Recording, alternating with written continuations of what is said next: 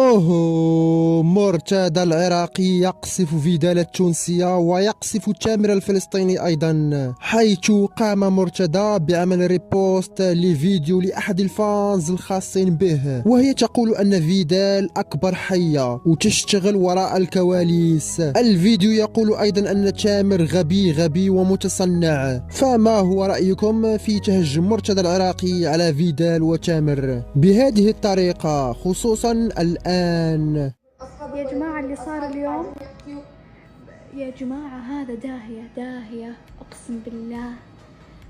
أنا أتعلم منه صراحة، ذكي مو بغريبة صراحة عليه، يعني كل يوم قاعد يثبت ذكاء أكثر وأكثر. أول شيء مرتضى سوى حركة، هو يعني أنتم مفكرين إن مرتضى بيعلم منال وأيوب وفيدال غباء منه؟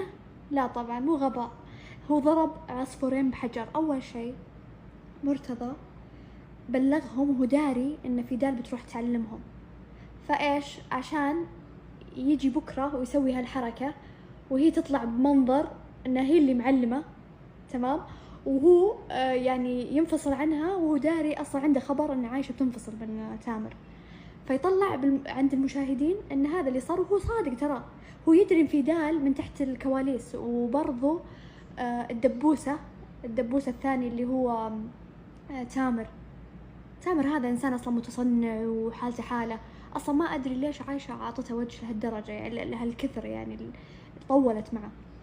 الزبدة إنه طلعهم بشكل رائع جدا.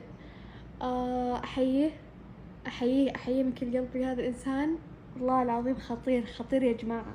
في النهاية، إذا أعجبكم الفيديو ضعوا لايك واشتركوا في القناة، ولا تنسوا تفعيل الجرس.